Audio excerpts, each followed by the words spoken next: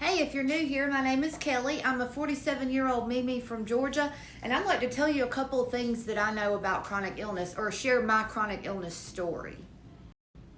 So, we're just going to fold some laundry together while I talk. So, I post a lot about chronic illness, and recently I've been studying on TikTok ways to boost some engagement, ways to grow my account. And one of the things that the creator search or the TikTok creator tips says that I need to start a series because I post so much about chronic illness that I need to just start a whole series about awareness. So I guess the first place, for me, the easiest place to start would be my own story. So my story begins back in March of 2019. Well, actually, my story probably begins a lot before that because for most of my adult life, I suffered from a condition called PMDD, premenstrual dysphoric disorder. Now, I don't know if you've ever heard of that. It was not something that I was familiar with until I was diagnosed with it. And it basically is like PMS on steroids. So every month before my period, I would have, honestly, those last few years that I had a period, I would have about one good week a month.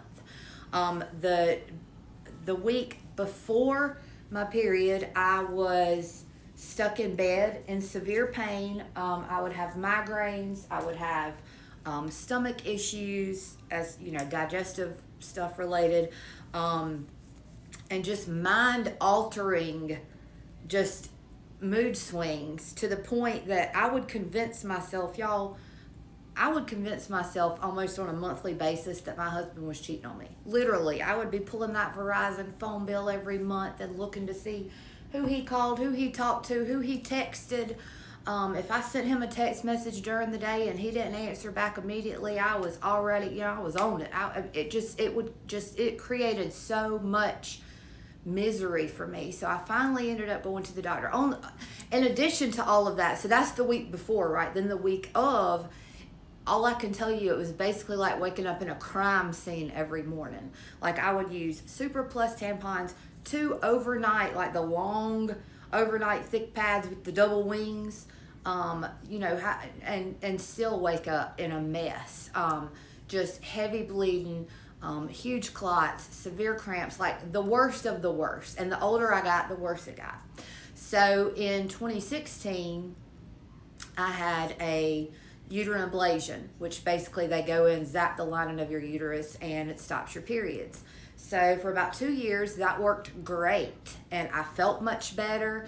And all of those symptoms, it stopped my periods. Therefore, it stopped a lot of the symptoms that I was having.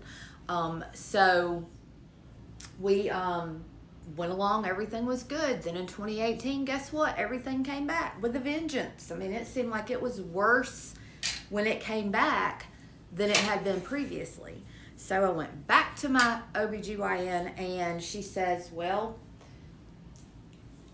how's the pain? Are you still in a lot of pain? And I was like, yes, every day almost. And so anyway, she was like, well, since we've done this, and this, then we can get insurance to approve a hysterectomy. So I'm like, great, let's do it.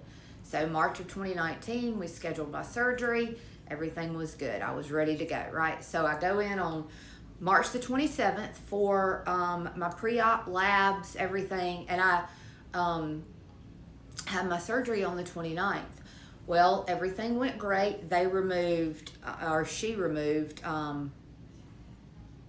uterus, cervix, fallopian tubes, ovaries, everything. Total hysterectomy. Everything was gone. And I spent the night in the hospital. And everything was fine. I went home. I started to recoup. I was like just busy doing around the house, kind of enjoying my little break from work and, trying to get back on my feet and everything. And 5 weeks later, I went into septic shock. Well, I woke up on a Saturday morning on May 4th, I believe it was, of 2019. I woke up that morning and had just really bad back pain. And I would, I remember I was sitting I had a recliner at that time, and I was sitting in my chair and I would kind of move this way and moved that way. It seemed like it was just continuing to get worse. And I thought, oh, I've felt this pain before. I believe that I might have a kidney stone. So I went, I had some pain medicine left over from the surgery. So I took one of those, didn't touch it. I ended up calling into my doctor's office just because I was like, what if it's not a kidney stone? What if there's something that has gone wrong from surgery? Who knows? And so my doctor actually was the one that was on call, and she was like, well, if you've already taken a pain pill and it's not, helping you, because I was in tears at this point. She's like, Kelly, I've never known you to cry. So if it's making you cry, you need to come in. So I kept, this was on a Saturday, and I'm like, you don't go to the ER on a Saturday and say that you're in pain, because they're going to laugh in your face and send you on your way. Because, I've worked in a hospital most of my life, so I know how I know how it goes. Eventually, I ended up going to the hospital, and come to find out, I did have a kidney stone, but it was not related to a septic infection that I also had. So I'm going to save this. There's going to be a part 2, and then we'll start to get into the chronic illness. So if you want to follow along, I would appreciate it. I'd love to have you, and I want to share my story so that hopefully I can help you if you're experiencing some of the same things that I was. Okay? Love you. Bye.